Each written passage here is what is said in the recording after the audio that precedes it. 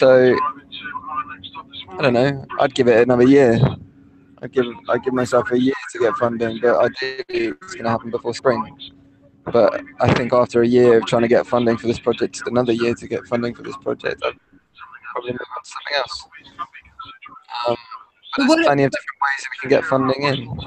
But what if that funding, it's just a question of time, that funding is going to come in 3 years? That's like in an education setting, to get big donations in, it takes 3 to 5 years to build that up. You guys are moving at a rate of speed that I've never seen in any of the career that I've had. And it's a new thing, obviously it can skyrocket from, and I'm not aware of that, but in terms of those relationships building up and taking, the fact that you've got a vision, you're visionary, I've put this in the sponsorship feedback on the deck thing, is massive, and it's really rare. And so you should be, my instinct is that you should be really, if you're not successful in it, or if you go to a sponsor and say, what's going to happen if you don't meet this, if you don't get the funding in, then you can say, well, we will continue to do this, because part of what an investor will want to invest in is that stamina, and they want to see that stamina and that commitment and that courage. And right, which is kind of brings me back nicely to the point of why wouldn't we for the next 6 months continue to use version 1, because it's literally fulfilling our purpose, which is gig funding. Exactly. I agree. I personally agree. I agree. Yeah. Well, someone came up with the idea. Was it you, Abby, or Adam? By the way, God, this feels like a really beautiful conversation to be having. Just our different insights and thoughts. I'm just like goosebumping and buzzing right now. Someone came up on the retreat with the idea of us each or whoever wants to be part of a playful competition, just trying to get 10 people each. That was a challenge. That was my amazing idea. I really liked that, and alongside with proactively reaching out with enthusiasm, reaching out to our users for feedback on our platform, and never stopping doing that. Just even if we can't do all of the feedback, we just gather it in a fun, easy way where everyone can see each other's ideas, and like an unfathomable amount of projects, even in early stage, do that, because there's tools and apps and processes to make that fun and easy and cheap for everybody. And I'm interested in that. So yeah, gathering users' feedback on our version 1 marketplace, and just in the process also helping them really understand how we've got a lot of big ideas in the can. And it's not going to be as it looks currently forever. It's going to be changing a lot, and getting them excited about those developments as well. It's a fast moving project. But yeah, hopefully quadrupling or timesing by 10 our active users right now. I personally think that sounds like a good idea. That's something that I would be really happy to get involved with. I like talking to people or communicating with people and understanding it, and taking a brief and listening to that brief and then translating it to you guys. I quite like the idea of that, and whether that's done on the phone or by I don't know what your data capture that you have is. I don't know what your style of communication, your planned style of communication with your users would be. I think if you've got your early adopter causes,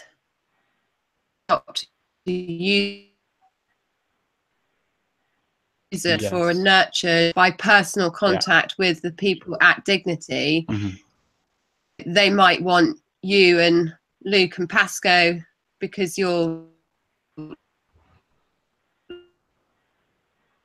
but maybe I could be the next best option. I think you're underplaying yourself a bit there, Abby. But do you know what? I don't know. When in my fundraising roles before, everyone wants access to the visionary. They just, because that's where all the buzz is at. Mate, you are giving me goosebumps as much as any other person in the room. So reality check. yourself. Yeah, but you're not going to be able to split yourself that way. So then, you know, I mentioned about hierarchy, or it's on the feedback document on the deck, is that, you know, the concept of teal organisation and dignity not having a hierarchy, yet with your supporters and your users, the ones that would give you the most, however you value that in time or their money, would be the ones that you give the most nurture and contact to and with. And it's, you know, Pasco's done it on his sponsorship benefits or his privileges, that it would be, you know, if you're a stage 1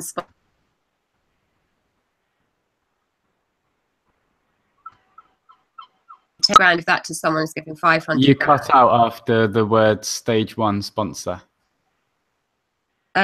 Yeah, so you give more, you deliver more to those giving more, whether that's however you value what they're giving.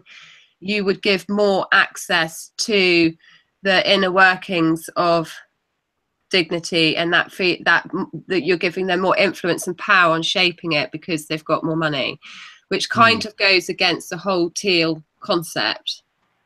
And who are we to judge the value of somebody's generosity? But I can't work out a way where you would do that, because your return on your investment, if you spend an hour phone call with somebody that's donated £10 of their time or have paid £10 to have a task completed for them, you know, phoning them up, hand holding them, having that personal contact and connection, which is all part of the neighbourly, meet your neighbours, blah, blah, blah, blah. You get, but I would rather be giving an hour of my time to a potential sponsor who is going to give 100,000. So sure. Does that make any sense, or have I just gone down a total old traditional rabbit hole fundraising concept? No, I understood you to be saying that you think our time would usually, but not always, be better spent closely working with potential major sponsors than spending a huge amount of time working with lots of users. Like, yeah, but you could have, but Pasco's is at the moment presenting that to those higher end. Maybe you need somebody looking at the lower end. I hate those words, but but basically providing the same. This is us. How are you finding it? What's your feedback? Can I do what, you know, all those questions as to why you've got 5 users and not 500.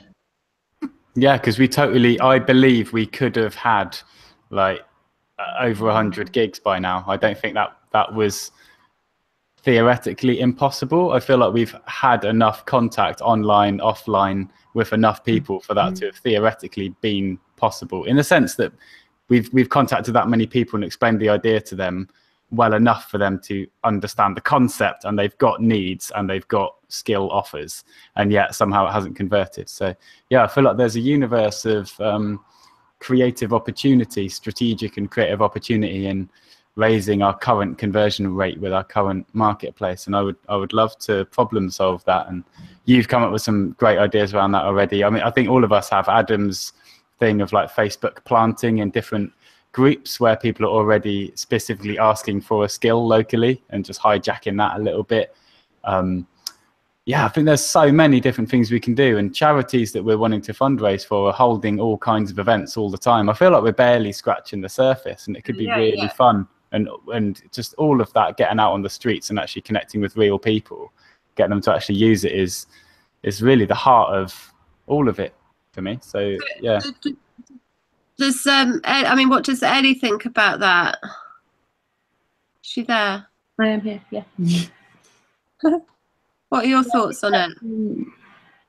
The why it's not converting or whatever, I guess, is one of the things I'm quite interested in, and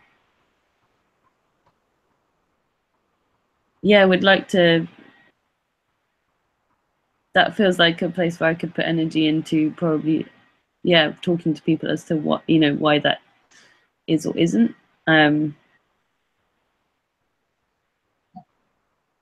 I think we have to understand that to be able to like work out how to make them happen a bit. Well, I definitely think that needs to go in the sponsorship deck, because if you're looking at and presenting that sponsorship deck and you've got some cynical idiot board decision making numpty, they're gonna ask those questions, and I think they'll be asking those questions, and they will be dismissive of what you are doing, potentially dismissive of that, because you haven't got enough feedback about your conversion rate, and your whole model depends on people converting from user to doing. And so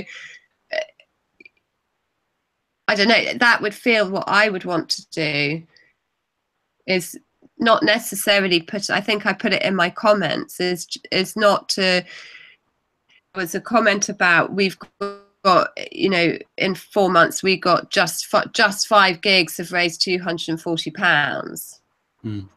Thought, well, maybe and put it as a statement, because you're actually saying, you know, that you're identifying that as a small number, but we don't know what that, you know, in 4 months time we might still only have just 50, even though we've done a massive amount of effort to get more people on there.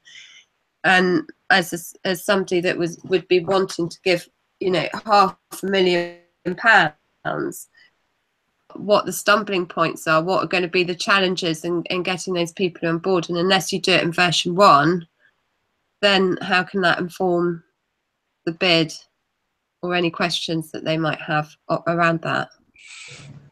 I agree. And yeah, the conversion rate is important. I think, like, I don't know, I've been thinking really a lot of it relies on actually just looking at the concept from a kind of high level and realizing that people need other people's help for things, and hiring platforms exist, and that people like fundraising and people enjoy volunteering and all of that. Like, the conversion rate is based on basically people's altruistic ability within society. I do feel like we've gone way off on a tangent. Not really a useful tangent. I'm not saying it's not been an amazing conversation, but it's kind of gone quite off go pretty soon myself. I just wondering whether we want to return to the retreat, and whether there was any other thoughts and feelings like directly to share with Andy about what happened on the retreat. Just bring back the focus a little bit. Yeah, thank you, Pasco. I'm one for going off on tangents. Love being reeled back in. Well, okay, just to go back to your question just quickly then, Abby, is like, I'd love to chat to you over the deck and get your feedback on that, because I think you've got quite a lot of strategic know-how that sounds really useful. So sort of first involvement, I feel like that would be really valuable. Please, when we got time. Does that feel good? We lost Abby. Yeah, I didn't hear any. I didn't hear any of that, but I think it was have a chat with Pasco in a separate conversation when he's got time. Yeah. Absolutely. Yeah. I'd really love your feedback and talk through your sort of strategic stuff on the deck and moving forward. Yeah. Okay. Well, we can arrange that. Thank you. Lovely. Yeah. Are you feeling like you would like to decompress more, Pasco? I mean, I know you said you need to go soon. Did you feel like you had more sort of emotionally you wanted to reflect on about the retreat, or is there things unsaid? We kind of just got to goals, so we were only like really at the morning. So I just like wondered whether we wanted to relay the rest of the sort of the day. I'm just gonna have to talk to the taxi driver. Hang on. But yeah, I just wondered whether the rest of the day could be talked about. Yeah. What happened now? Say again, Abby.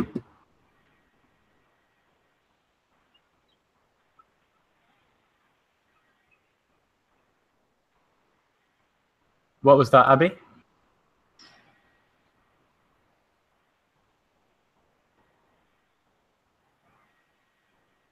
Can everyone just give a hello, just so we can check connections? Hello, I'm still here. Hello. Cool. So Abby, do we still have you? Yeah, it's been bit. Cool.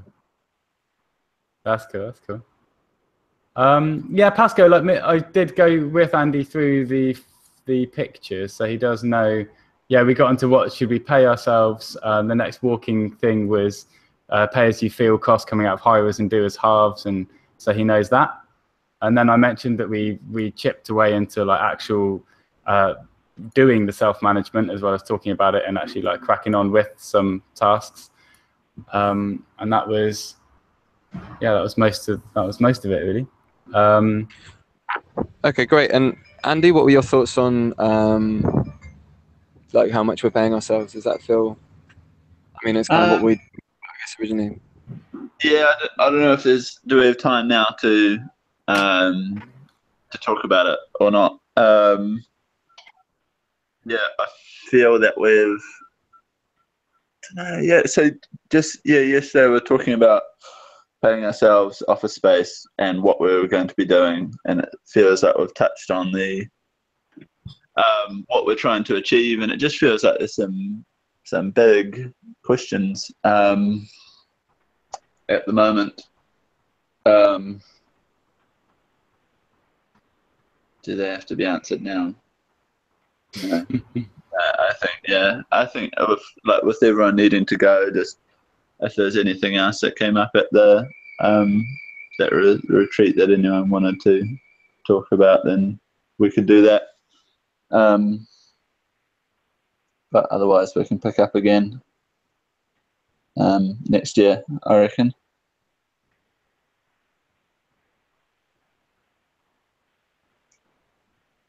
Yeah. That.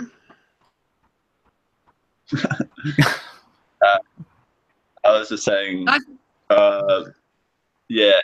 anything else that came out of the retreat, we could talk about. But otherwise, I think the questions we were talking about can wait till we're all back together sometime in January. Yeah. I'm sort of feeling Pasco's pain about the financial figures in the sponsorship deck. And how far are you with that? Are you talking about the forecast that needs to go in? Yeah. Well, I'm not really sure. Lottie had talked about kind of handling it and putting a framework together, and me and Andy had made good progress and sort of filling in some numbers and talking more about the story around the next 3 years. So I don't know. I need to check back in with Lottie. I haven't really heard from her since she last sort of said that she'd worked on some stuff and that Bryony was possibly going to have a look at it. But then, I don't know, she was talking about coming to the retreat and everything, so she's been slightly distant. If she's not able to help us out, then I think Bryony's in a good position to help us with it. Bryony? Yeah, Bryony's owns a bookkeeping company in Wales, and we met with her last week, and she's very enthusiastic with the project. Like the main thing, she was kind of ready to step in. She just didn't want to step on Lottie's toes. So that's kind of handled. Yeah. That's. Didn't catch that. What was that? I didn't hear you. That financial forecast and numbers is on the Google Drive somewhere. Well, the one Andy did, I don't know, Andy, where that is. Did that go in the drive in the end? That was linked on the right task and shared in a Telegram channel, I suppose. I'll look at that after this call and see where that is. Go into our Google Drive in money. Of tech forecast. Please. Create financial forecast.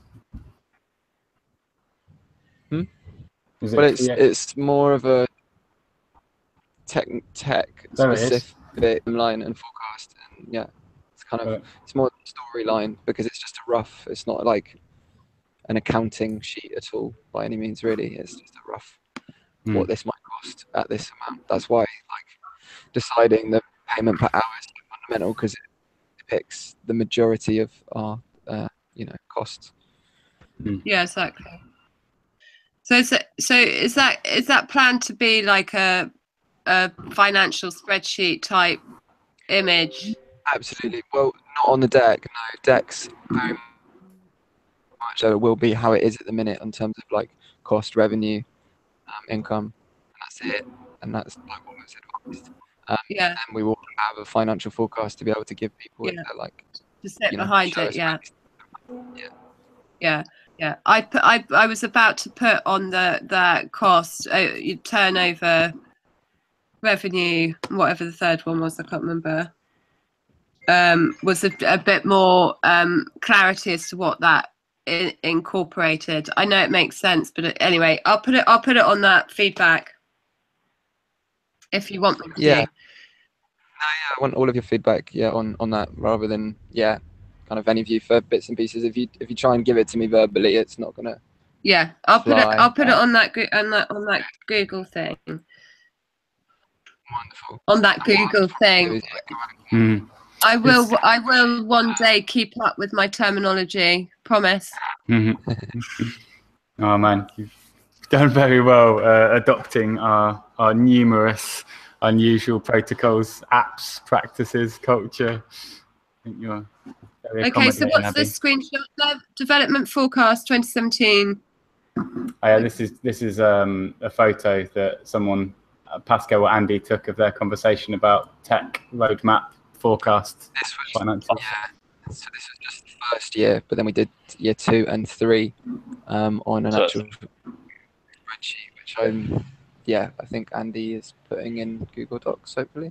Yeah, that's the one, Luke. Yeah. Okay. Well, for me, I'll have a route around on that, and I think I've got to go because it's 11:10, and I don't want to take you all off on another tangent. No, they were excellent, Abby, today. Like really, I wasn't thinking they were unuseful. They were really incredibly useful. So yeah, don't think tangents are bad. They're often very good. No, but I have. You're not the first to recognise it. Can I make a super quick request just while we've got everyone together? Just when we make Google Docs, can we make them open so that they're collaborative and viewable? Please, thank you. Okay, I won't be creating any in the near future. Cool. Just a reminder. Every time I see one, I'm going to say it. That's stage 2 of my evolution into this new world. All righty. I'm thinking about when we get back together. It feels like we haven't left enough time for that, maybe. Or maybe we can have a 2-minute chat about that. If you need to get off, Abby, we could fill you in later. I know, it's just that I'm aware that I need to sign out soon. Okay, so cool. I'm happy to sit in until I'm called. But do we want to just find a time to meet in person and have the fastest possible connection, which is in person? Most reliable connection available in 2017. We can next meet up. Yeah. Okay. I'm really flexible. Potentially on the 28th, but I really don't want to pin myself down on that day, so that will just be an ad hoc maybe day. I'm thinking New Year actually. I'm really flexible from like 2nd or 3rd onwards, probably 3rd onwards. I'm going to be back. I'm going to be back on the 7th and 8th, I think. 8th. Okay. So, yeah, probably then. But again, I can't say for definite yet because I might be shooting off to the US on the 9th or 10th or maybe 8th. So, wow. I can pin me down as a maybe. Okay. I guess is that the best we're going to get is a maybe for the next like few months or what? Yeah, pretty much. Pascal, So what's your plan? I don't know. You're in South Africa until round about the 8th. Is that right? I'm into the what? Sorry. What are your movements over the next few weeks? England until the 20. What date are we going? 29th. Then South Africa. I'm going to be pretty offline until the 7th or 8th. And then UK for at least a day or two, and then possibly US. I'm going to have to go in a minute. And how long will you be in the US for? It's completely unknown. Wow, mate, that feels big. That's yeah. Okay, let's maybe come back to that because that feels like quite a maybe a month. I'm wondering. Yeah, is it possible for you to like to stick in England for like a couple of days before going off, or is it out of your control? It depends on a film premiere. It depends on a meeting. Right. So it's all and I would love to know better as well because I haven't been able to book a flight yet. But it's all up. I have been. But you'll still be dignifying on a Thursday and Friday, ideally. Is that when? What you do during that time? Which time? When I'm in the US? Yeah. I mean, it will all. Yeah, I'll be dignifying the whole time. I really do have to go now. I'm afraid. Okay. All right, mate. Cool. I've been saying that this next 4 months, I'm literally going to be putting all my focus into getting the project money. Well, yeah, but like in order to do that, I think we need to stay connected as a team rather than you disappear into like a bubble. Otherwise, okay, cool. Goodbye, mate. We can chat. Bye. Bye. Happy Christmas. Bye.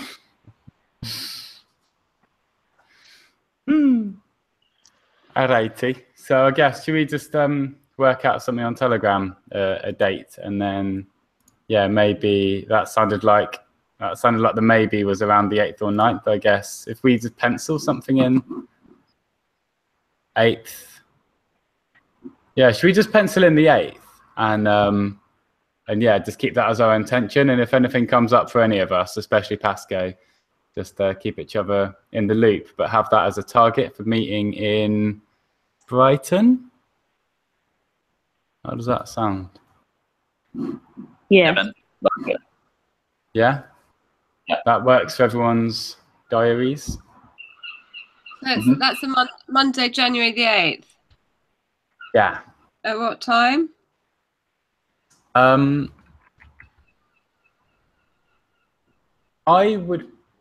Totally want to hear from everyone on this. I would personally be up for kind of like best part of a day, like a juicy reconnect and just hang out as friends for like an hour and maybe grab a brunch or something, and then start getting into the dignity stuff, like what are we up to, and drilling down a bit into stuff like just a recap on sort of anything that might have changed in terms of looking ahead, and then starting to get into juicy details of getting more active users on the platform and stuff. I don't know, I feel like that could, if we want it to, if we're up for it, that could take us into sort of early evening or something. So late morning to early evening sort of thing, possibly. What do you guys start? Well, for me, I've got kids dropping off at school at 9 o'clock and then heading over to Brighton. It's probably about an hour and 20 minutes. I don't know, the traffic's been really horrendous. I'd quite like to take the train, but it's quite tricky from Hastings to various things. I don't know. I'll sort it out, but I couldn't see myself getting there until probably 11 o'clock. In the morning? Unless I get my husband to do the children and I go, but that involves other people. That's my stuff. I mean, if comfortably, I'd say 11 o'clock. Thank you. That's great. Yeah, 11 a.m. I mean, that's as early as I'm fully functioning anyway. So usually. So yeah. Okay, all right. So I'll roughly have 11 a.m. in my mind, but don't rely on me. Sorry. Okay. Because if I, Ed will probably be in Indonesia, and then I'll probably only have it doesn't matter. You don't need to know my stuff. I'll try and prioritize it and make everyone else prioritize it too. Cool. Yeah, don't break your back over it. Let's if we can get together, as many of us as we can, on the 8th. And for now, we'll put in 11 a.m. For a few hours if we can and we want to stay that long. But yeah, just an opportunity for us just to reconnect, and then just to refocus on dignity and check in again in the new year, huh? Yeah. Cool. All right. I've got that in our shared calendar. Oh, I'll check that then. Lovely. Bye, Lottie. All right then. Take care, lovely. Bye. Bye, Andy. Thanks. Bye, Andy. Bye, Lottie. I'll share it with her. Cool. Bye. We have an Andy and an Ellie. Are we staying on? Are we? Nah, I think we're around in that. Yeah. I think yeah, how are you? You've been quite quiet, Ellie. How are you? What are you thinking? Anything else you want to share? No, I was just trying to absorb it all. I think I have lots of thoughts that keep merging into each other. I'm quite tired this morning as well.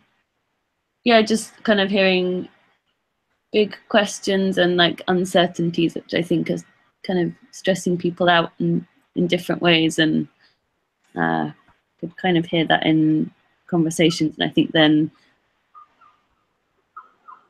perhaps they're underlying more than we realize, and they come out quite strongly. But then that's quite hard, because then it's like, oh, we only have an hour or whatever, and then it feels like they're even more uncertain, or that they've just been put out there, and that's that. And then we don't really deal with them because they're so big anyway.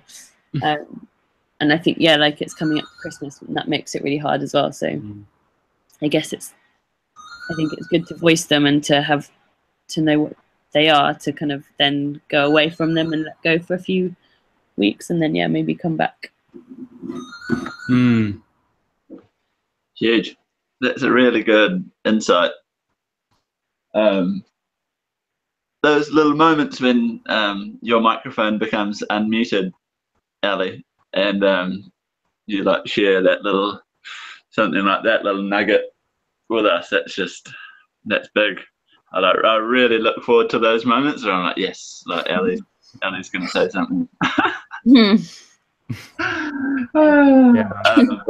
agree. There's some huge questions in there, and if we have 5 minutes now, it would be really nice to actually write them. I would love to have some post-it notes on me right now. It would actually probably be really nice to capture what they are, because I think we could quite easily go away for Christmas kind of times. Because that feels like what's happening now. Might be good to write some down. Maybe I'll open a Google Doc.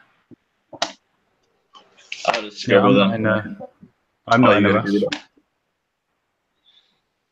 Is someone in a rush, did you say? I'm not personally in a rush, no. Yeah, I can create space. All right. What do we feel like the big questions were coming out of that?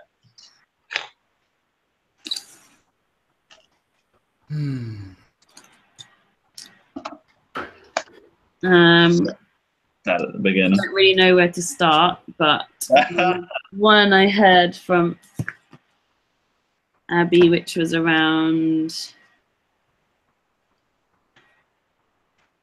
I guess not understanding self-organization, in a sense that it was just a bit of a barrier for her to be able to feel like she could join in.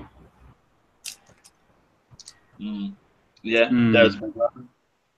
And I think that's something that will come up. That's something I feel sometimes.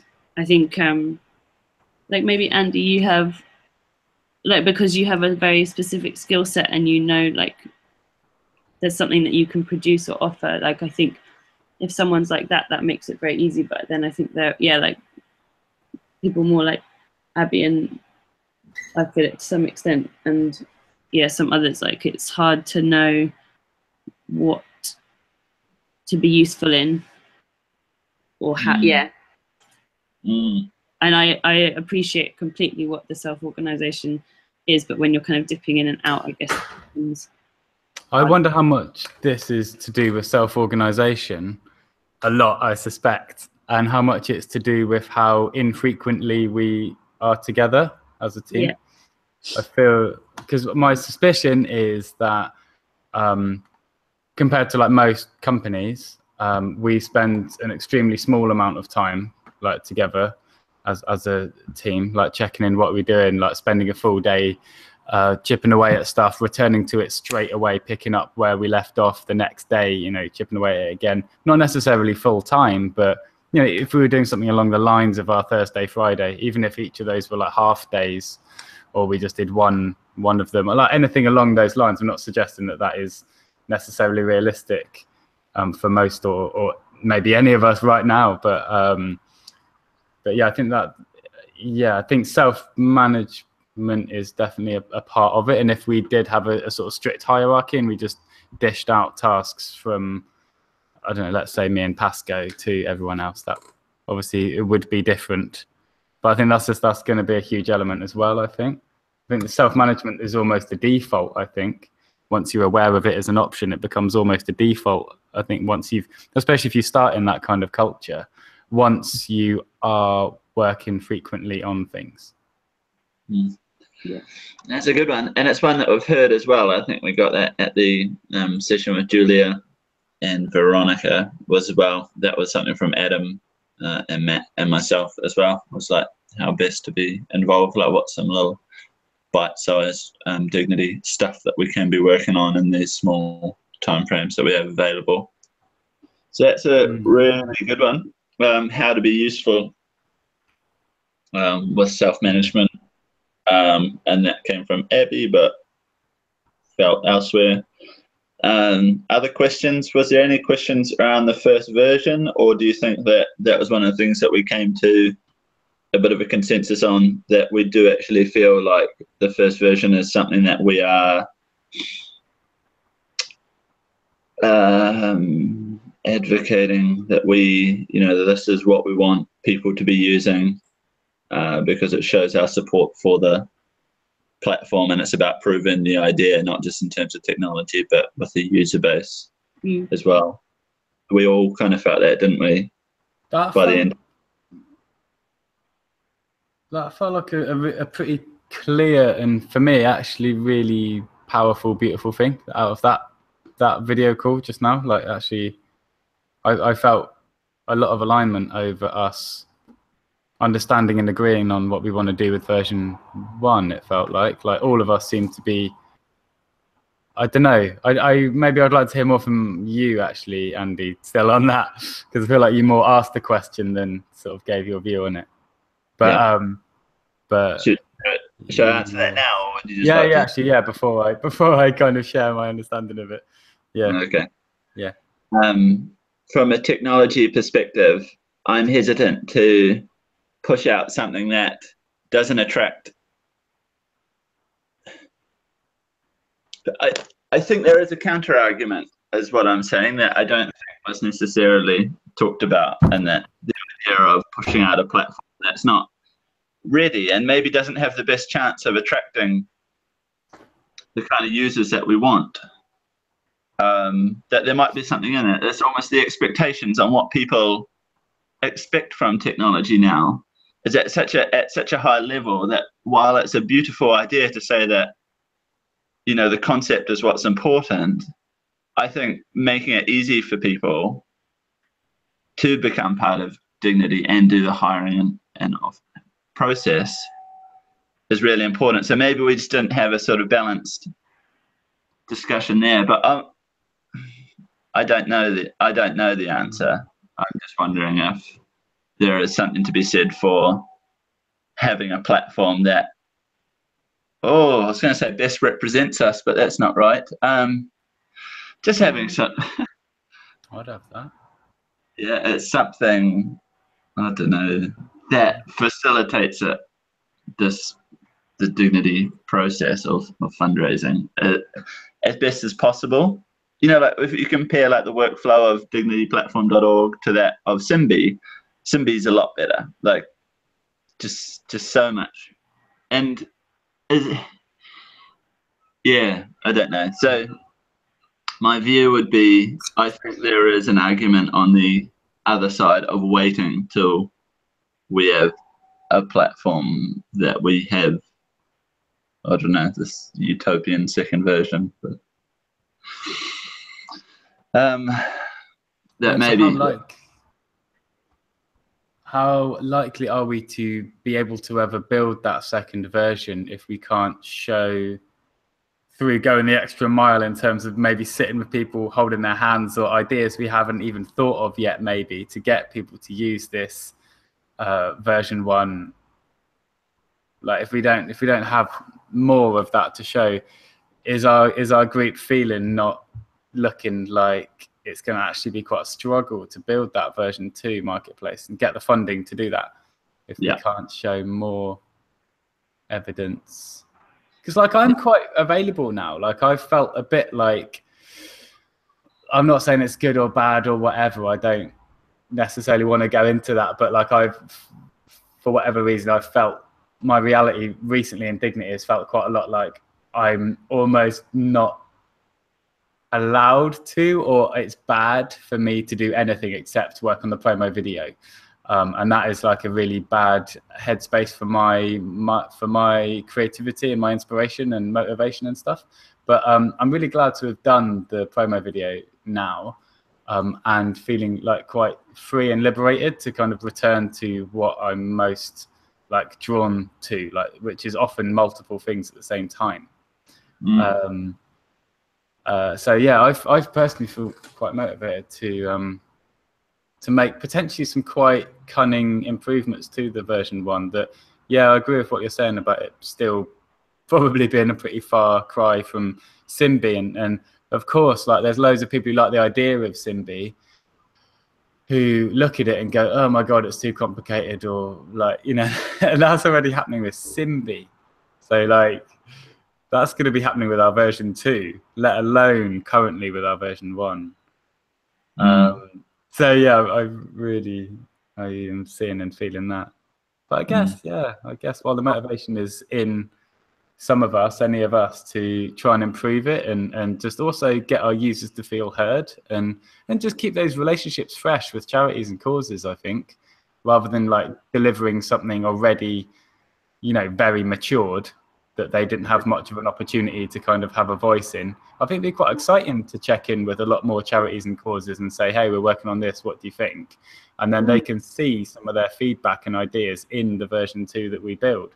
That's a powerful place to arrive at a relationship with them as soon as we're ready with a version 2. Yeah, for sure. Okay. Yeah, it sounds like, that was maybe the one thing that there was a strong consensus on. So I don't think we should put that as a question. The other questions that came out of it, so it's self-management, the discussion around version 1. What else was there? I feel like there's the bigger questions of the conversion rate and like why that's not happening. But that's not like something we can decide. That's more of like, how do we make that happen? How do we explore that? How do we find out why or why not? Yeah, huge. Why is it not happening? How do we? Cool. Or like, yeah, how can that work for people? Because we don't like, we have done certain marketing things, but we probably haven't necessarily followed through with them. So, you know, how do we? It's also a question of how we follow through on things. My mind keeps wandering, sorry. Yeah, just there's a lot of hows there, like how can we make it happen? It's all around levels of how we make that happen with other people. How can we go about doing that a bit more as well? Oh, And I suppose that for me like relates a little bit back to that using version 1 and the question of like proof of concept, because getting the numbers on version 1 and getting people on there is really important, and getting them to use it in a way that means that they do convert. But I have a slight gut feeling that perhaps there's something about like things not converting partly because it's not necessarily very easy to then, like, partly for the team as well, like to make that happen, like it's a bit clunky. I wonder if that's maybe part of it, and the fact that people aren't used to using it. So then that's where the, like, are there other ways of proving that it works? Like we need the proof in terms of numbers, but like we also need the gigs to happen. And if that we can prove it online with certain numbers, but we also need them to happen. I wonder if there's just, I don't know, maybe we have to do things for each other to like have a bit of a proof of concept. Although that also feels like it's faking it a little bit. I love it. Going round and round in circles, but there's something about like, do we to actually prove the concept works? Do we just need to be able to get people to do things for each other and give money to charities? Like, we don't have to prove that happens online. Like we know the numbers. We can write the numbers down anywhere. So we can like get 20 gigs. We don't have to have all of those people up on the website initially necessarily. As long as there's some record, probably, just because otherwise I feel like funders would be less inclined to believe us or less. But they're not going to want to look through like records and records of those. No, but just like financial forecasts saying like we need X amount of money, they're probably not going to pick through every cell in our Excel spreadsheet. But I think they probably would need to believe that it is there, because they would see there's an enormous motivation for us to say 1,000 gigs have been facilitated by Dignity and we've raised £1 million for charity already in our first year. Like, an organisation just do that. They certainly bend the statistics. No, and I'm not suggesting we bend them at all. I'm just saying that's not what I mean. I mean they will be looking. They'll be suspicious that we're bending them, I think. So I think what I'm saying is that I feel like even if we can just get a photo, photo or some kind of I agree. It doesn't need to necessarily a gig be facilitated entirely through the platform. I think we can be even more open-minded than that. We can explore other ways of people doing gigs, and like we've been playing a little bit, very little bit, with the Facebook Marketplace and lots of ideas around that, and I reckon there's loads more. I bet we're only scratching the surface of the creative brainstorm we could have around this. I think like just because we're talking about questions, like it's just a really good question, so it doesn't need answering right now, and we're just trying to think, right, what came out of that. And the question I heard from you, Ali, is that we talked about proving the concept, and there's an assumption that version 1 was the way to do it, and the question is, are there other ways to do this? Just as an alongside, like. Yeah, totally. I think that's awesome, and it's something that we could open up and discuss as well as version 1 measure of usership things. The other questions, proving the concept. All right, so we had self-management as barrier, conversion rates, what can we do, proving the concept, and what else was discussed? I'm wondering whether to offer the perspective of seeing that problem, like exploring that how as like tech development of our current version 1, alternative development of alternative tech, which could be pencil and paper and offline stuff as well, and outreach. So outreach being everything that's like in the street and actually, I guess, marketing in its most broadest form, not just online, but it could be drawing a beautiful flyer and putting up an Infinity Foods notice board, or piggybacking off of other events, but that's all outreach. And then, yeah, tech development of version 1, alternative development. So, yeah, those three, sort of like breaking it into those three feels like I wondered maybe a good format for exploring that. For exploring the proving the concept of conversion rates. Yeah, increasing those conversion rates. Sorry, dude. Okay, cool. Yeah, that sounded really good. So conversion rates. First one was alternative technology. Yeah. So alternative outreach. Tech. Yeah.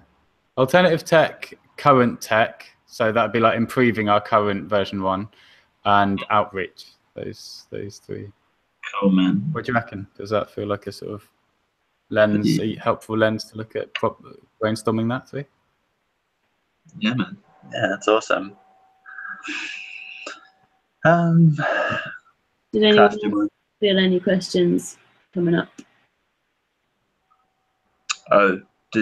Sorry, what was the question, Ali? Did anyone else hear anything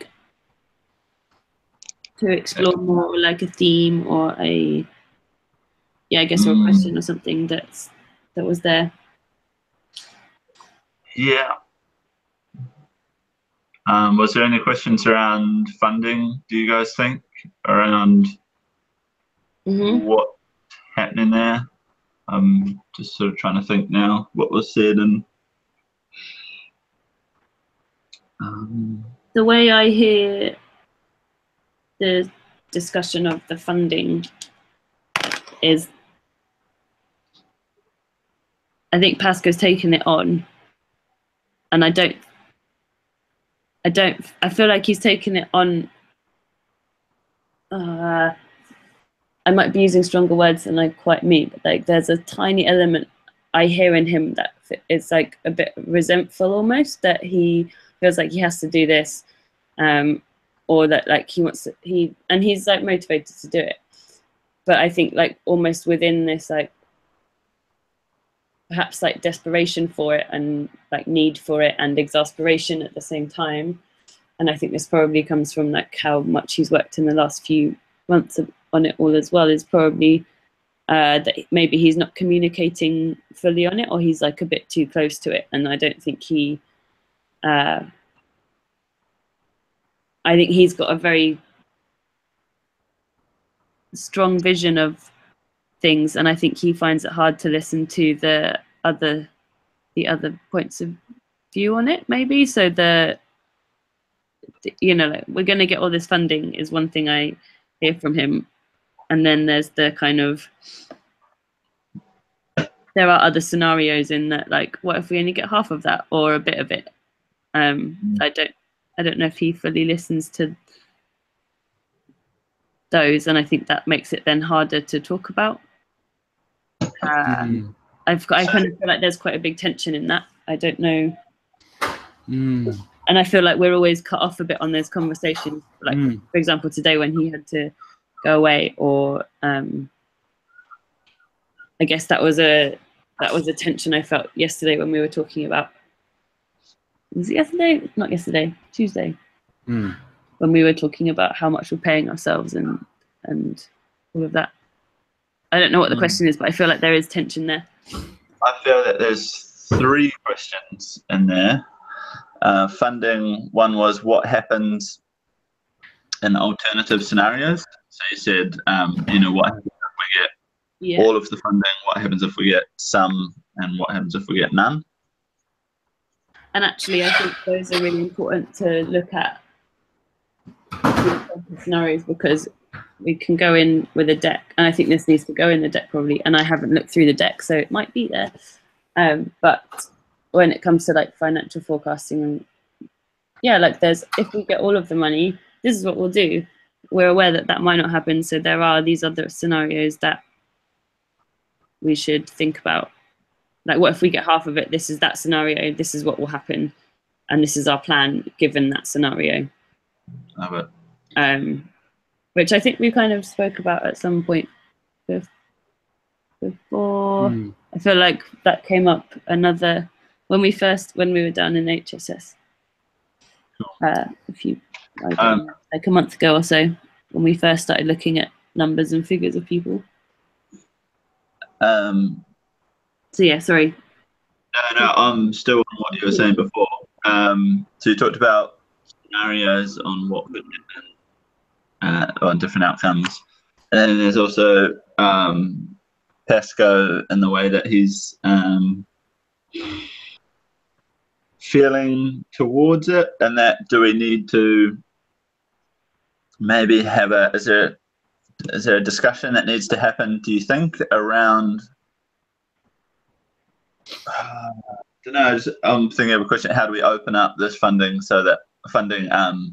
application process so that Pasco doesn't feel well, I don't know, I was going to say so he doesn't feel isolated, but like you said, he does feel that he's very inspired and driven to do it. So, you know, what involvement is needed from the rest of the team? I suppose he's asking for it in a way, like he's, you know, he's asked me and Lottie and others just at different points, just for, you know, different specific parts of it. So yeah, what involvement would a good question be, what involvement is needed from the team in the funding process in the next month or 2 months? Sorry, I was trying to Ellie and I also don't know if it's about what's framing it as what's needed. I wonder if it's framing as what, you know, what would be the ideal scenario in terms of other people helping out, or like what would be the want or the like, or what would help, because needed implies that it's like desperate, whereas a kind of like or an ideal scenario is like I don't know, can maybe alleviate more. Totally. Would just be needed. Wow. Yeah, cool.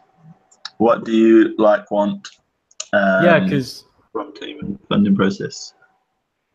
it's easier to say no to a desire than a need. And I feel like if we have a culture in which we feel comfortable saying, that feels like a bit much for me to take on right now, or I'm not so motivated to do that particular thing, I'd prefer to focus on this. Like, the more we have a culture, I think, of preference and what we actually want to personally respond to in terms of each other's preferences, I think the more enjoyable it will be. We'll be a group of human beings who are doing what we want, rather than a group of human beings who doing things that are needed all the time.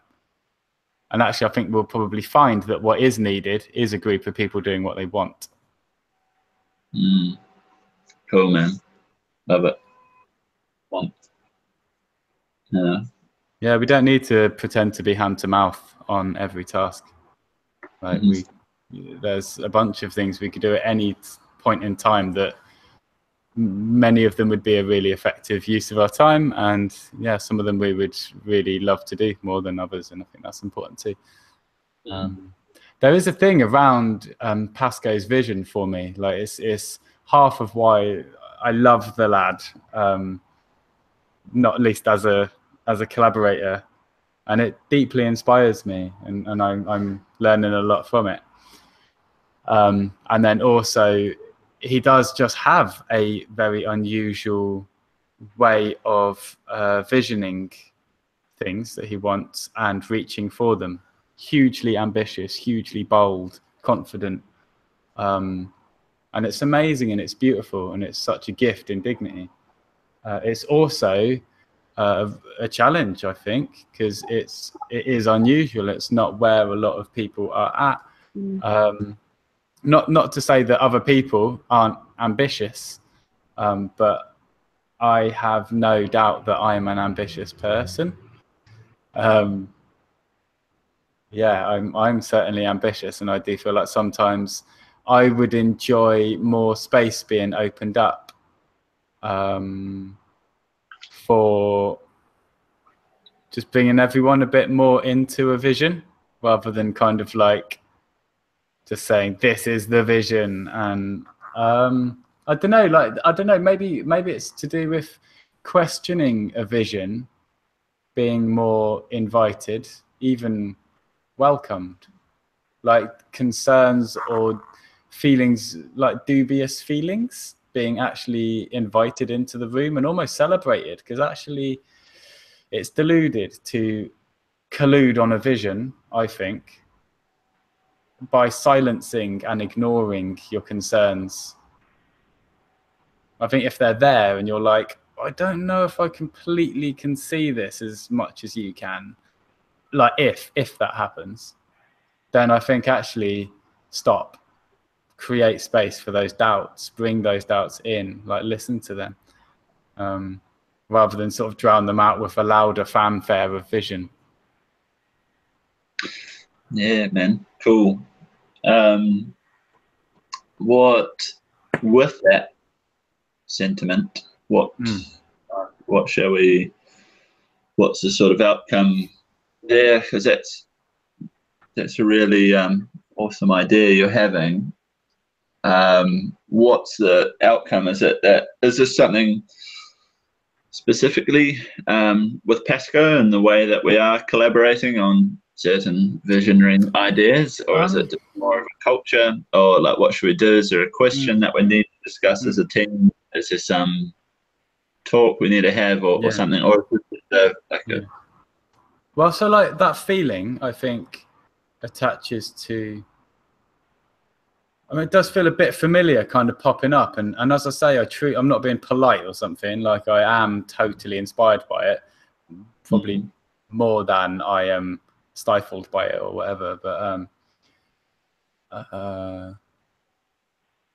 yeah, like there's moments with, like, for example, it's a bit unsettling for me to hear that the only other core team member is I don't know, like I couldn't quite grasp what was actually being said there, but like if he's almost entirely disappearing into making a dignity deck like for months on end, I'm kind of like, whoa, what's dignity going to be like? Like dignity is more than a pitch deck, I feel like, and maybe that's just me that feels like that, but I feel like there's actually shit tons that we can do alongside refining that deck and getting it out there.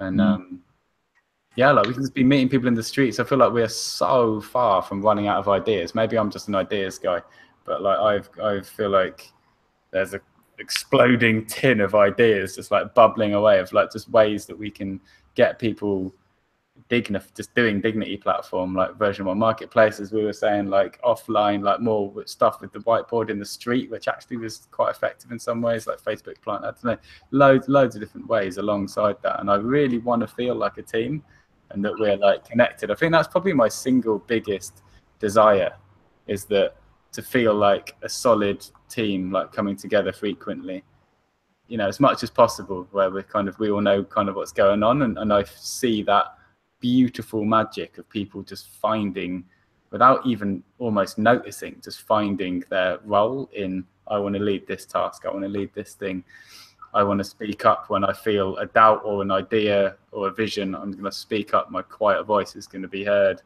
in this space because it's the environment for that. So yeah, this question for me around that, like what's the next few months going to look like, and I think that's maybe a thing for me to understand better from Pasco, what that involves.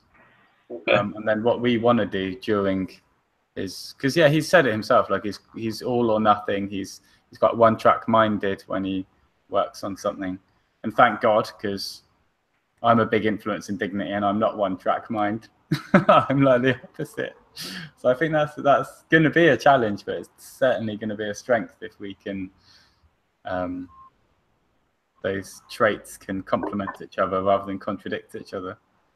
That's powerful, man, to have the fragmented, looking everywhere, this, that, joining dots, as well as the like just drilling down into one thing and focusing on it till it's done. Fantastic.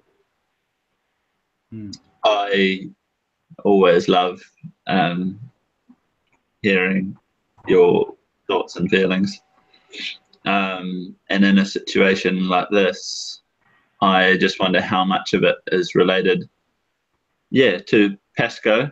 So well, obviously you're talking about kind of like culture of dignity, and well up for that. But yeah, I wonder if we need to have this exact, like, hearing the way you're feeling just then. I'm like, man, I just wish Pasco was here to hear that. So I agree. Well, I suggested Hangouts on Air because we can have a copy of the video call. So like we have a copy of it if we want to do anything with it. I don't. Happy with it being. My gut with that is like, does it feel like talking about someone behind their back? And I don't. It's not meant in that way at all. This conversation isn't meant in that way. I think. I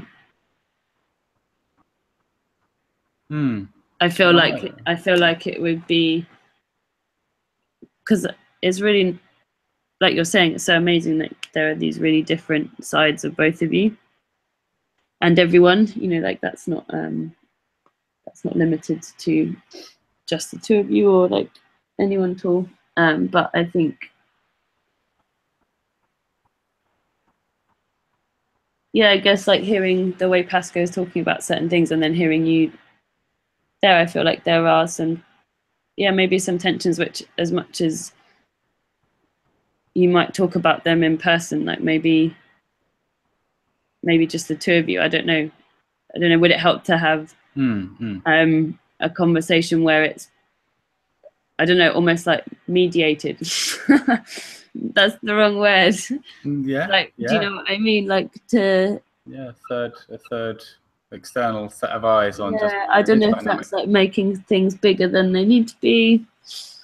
I don't know. I guess my concern in that kind of voicing doubts and concerns, whatever, my concern is like these things maybe don't get talked about, and they become, as much as we think they do, they become bigger and held inside or like away from a person in order to deal with it, or just like not, because they're not voiced enough, that perhaps they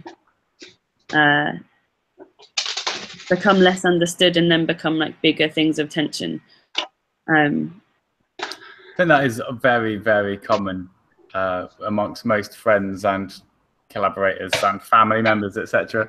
I think with me and Pasco, I don't feel like, personally, like between just like me and him, I'm not speaking for like all of our dynamics with each other, but I feel like me and Pasco are quite we're quite like head on, I think, about stuff, and like if we feel something or there's a tension, like we did have a period sort of over kind of summer, I guess, where it did feel like a lot of our conversations were about our dynamic and relationship and just trying to understand each other better and things, and then that was quite trying. It felt worth it, but it was quite testing, and I feel like we definitely I felt us just like actually connecting more and doing more and it working well. And like I love spending time, like all of us as a group, just me and Pasco, dignifying on my own, like it's all a joy, and just also not dignifying and just hanging out.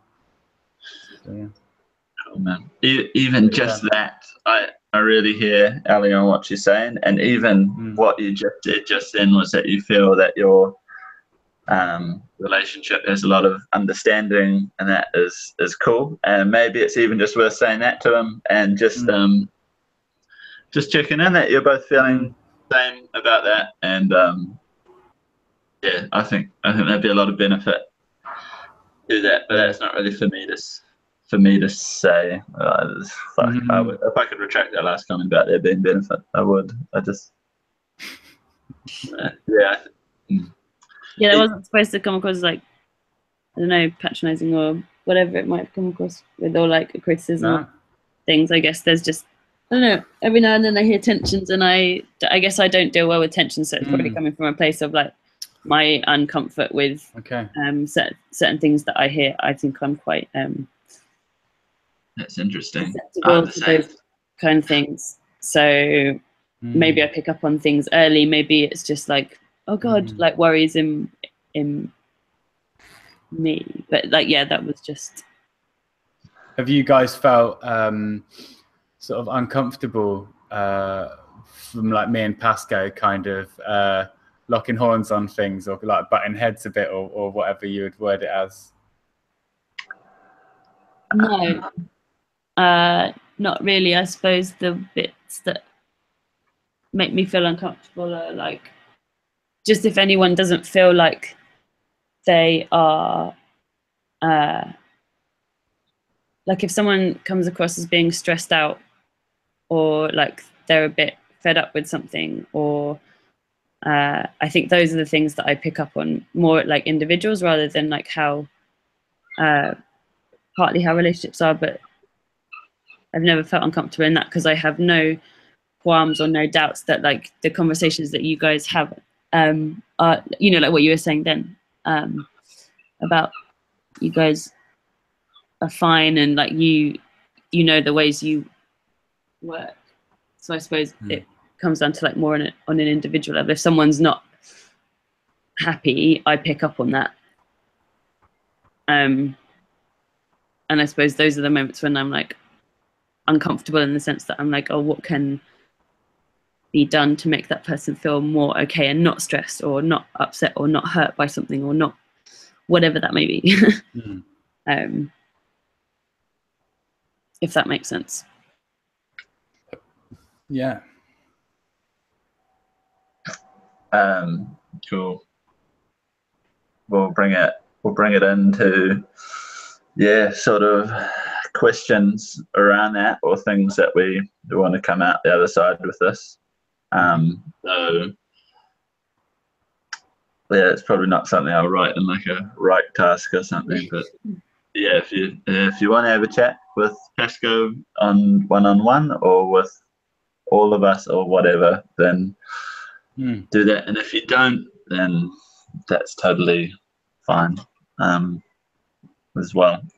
So yeah, cool. I think we're going to spend some time together over Christmas as well, so that might be Yeah, nice. that'd be nice. Yeah, but low speed environment. Okay. Yeah, nice one. That might be just what's needed, or just that might be a good thing. January, February, March was the question that I got out of that at the start, though. What is the plan for the next 3 months? So that includes Pasco, yes, going to, disappearing into Deck World, as well as everyone else as well. You talked about, what can we be doing in these sort of interim months while we're waiting for funding. So I kind of heard that. What can we do? And sure, so we are on the topic of funding at the moment. Yeah. Oh no. You said there was a third question. So there was alternative scenarios then. Oh, fuck. Yeah. Did I say that, or did Luke say that? We're going back a while. I felt like you said there were three questions you heard when I was talking about something around funding. Oh, yeah, fuck. I've definitely lost the third one now. Oh, yeah. What else were you saying? You were talking about alternatives. What happens if we get it? What if we don't? What if we get none of it? What can we do in the meantime? Oh, yeah. I've lost the third question, but yeah, maybe we can just think, is there anything else that we want to... Comes out, that's fine. Yeah. Yeah, so yeah.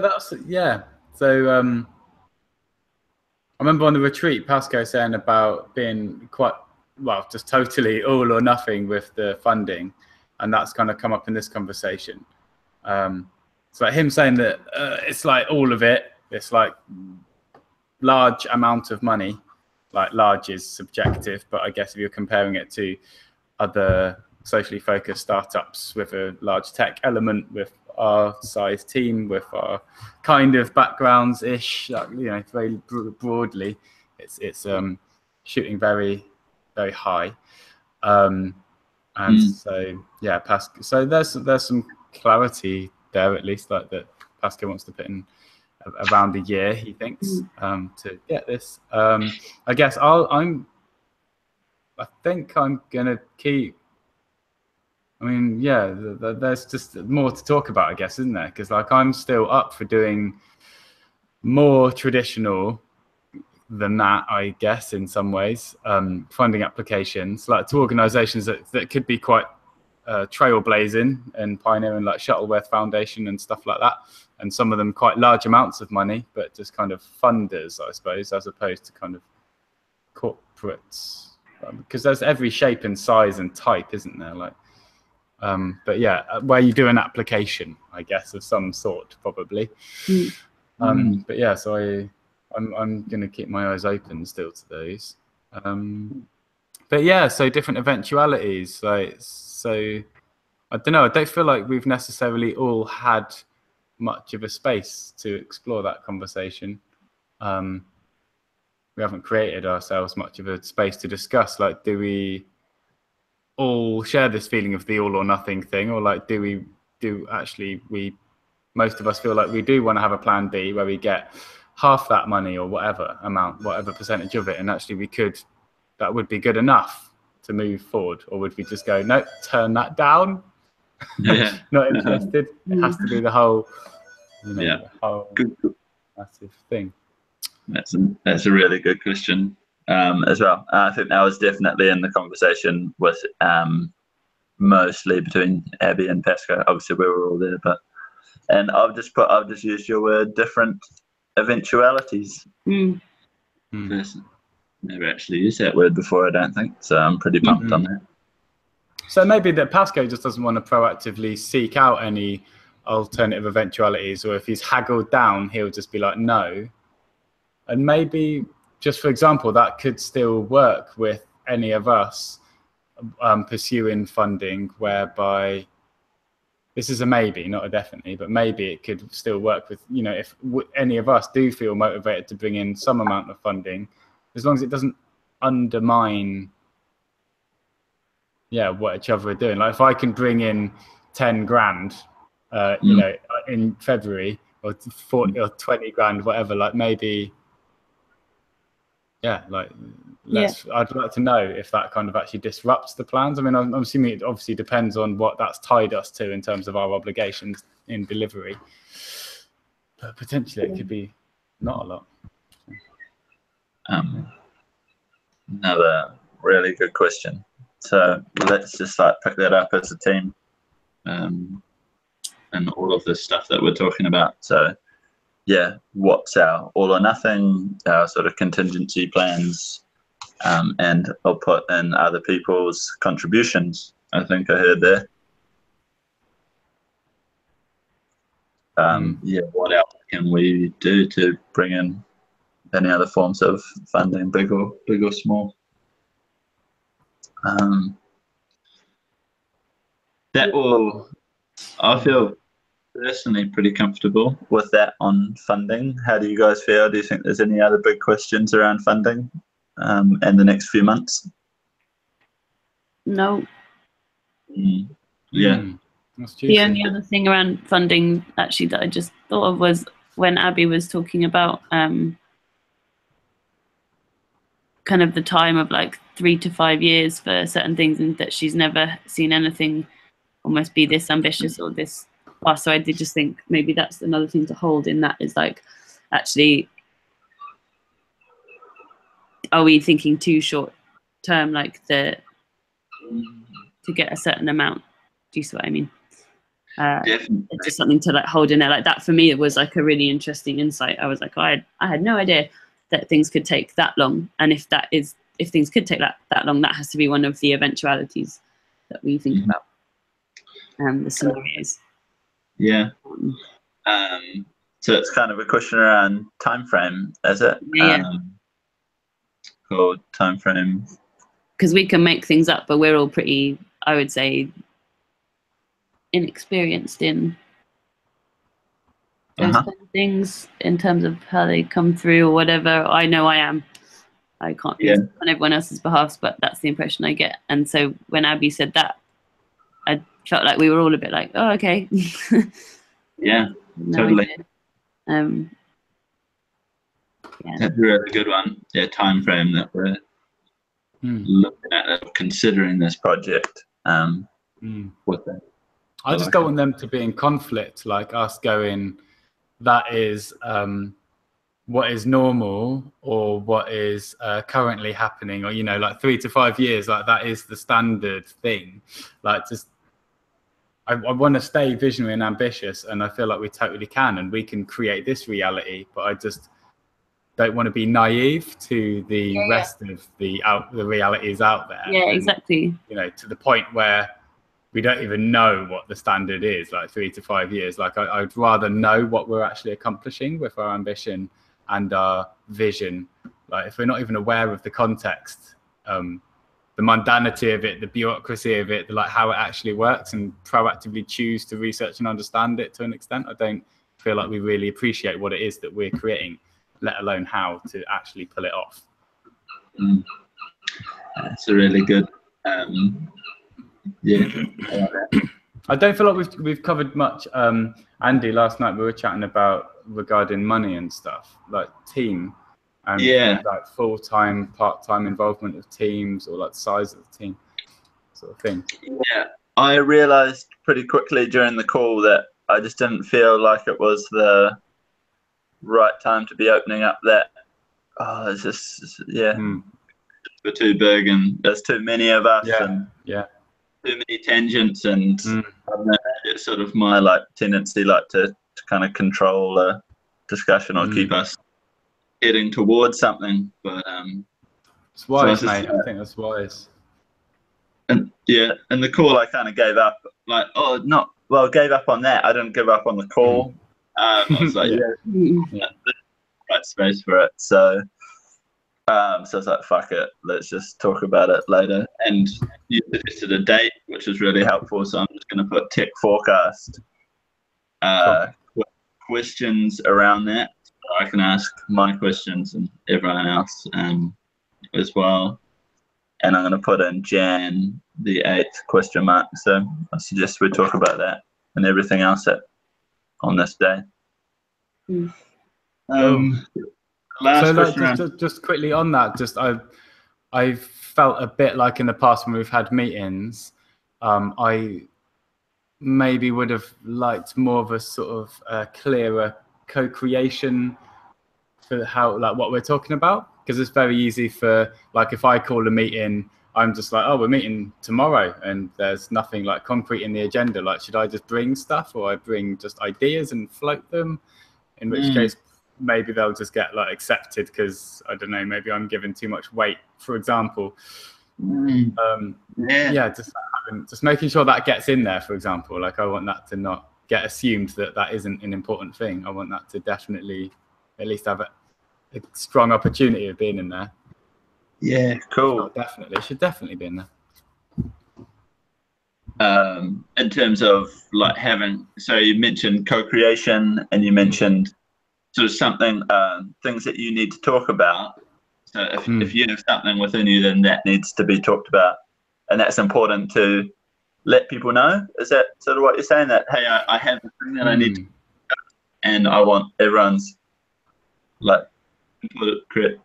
I'm wondering if what really, I'm not actually sure. I'm wondering if what I mean really is actually just I would just love for meetings, juicy, beefy meetings, to be called by more of us, like, equally, because I feel like it's disproportionately more me and Pasco, and a bit you sometimes. But then, like, that's just the most guaranteed way of getting. It's your space, you're holding the space and the conversation, the intention, and you can make it as collaborative or as focused on a specific single thing as you want. But I just love being led, I think, as much as leading something. Yeah, I mean, I called this, so I'm going to take responsibility for that, but make it actively collaborative, and I really want your thing in there. Yeah, man, no, it's really useful for me. I like that. Cool. Funding, we're all pretty happy on that. I'm just thinking about the conversation for a moment, just to think about anything else I said, any questions that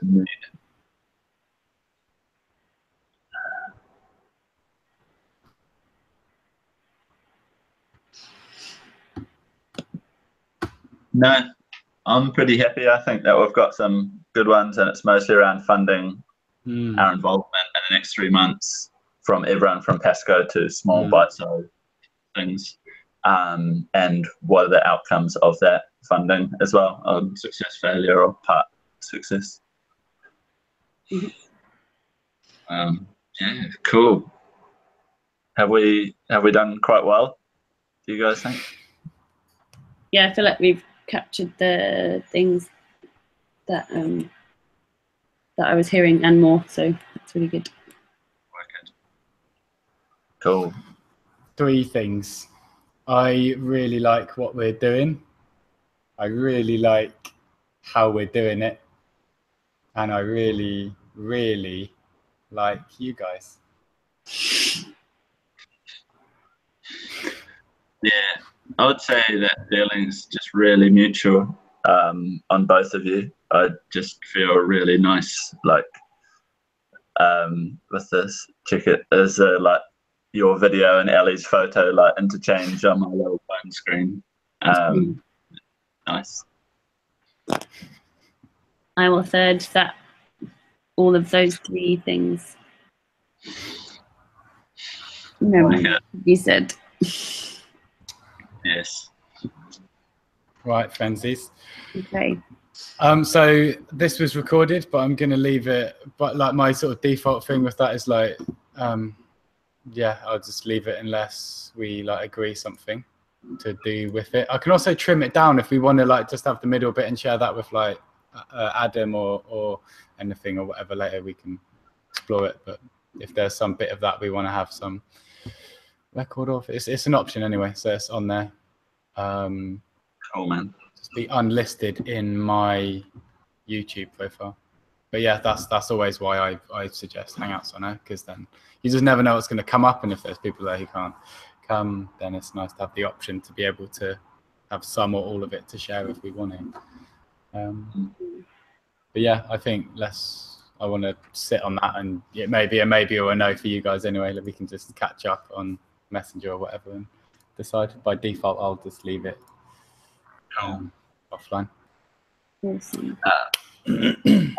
Write up these questions that we've about, and put them somewhere useful, such as Reich, Telegram.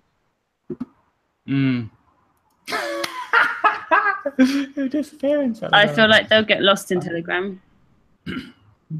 They should go in the same place as the January suggested meeting, I feel. So however we're pitching that, if there's a meeting in Google Calendar, I feel. Yeah, that's what I was going to suggest. Either Google Calendar or in Reich there's a tag called meetings, and I would love to make better use of that. So we just tag if we're logging hours anyway every time we meet up, then we've already got a task in there and it's got a date, and if it's synced to Google Calendar, which Reich does automatically, then yeah, just either or both on there.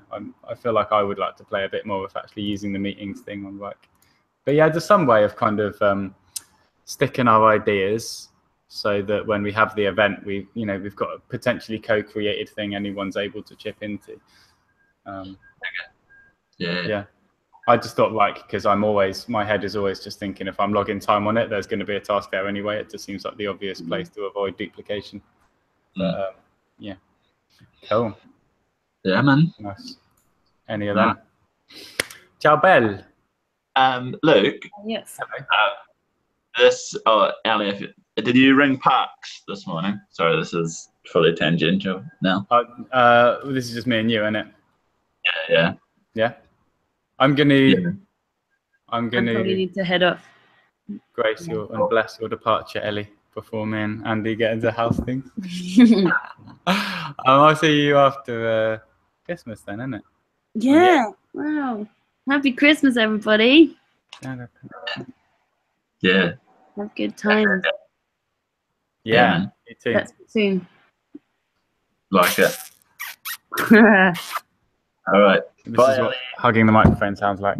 I'm hugging you back. Right, love you. Bye. I don't know how to quit. Oh, that button there. There we go. Okay. Bye. Bye.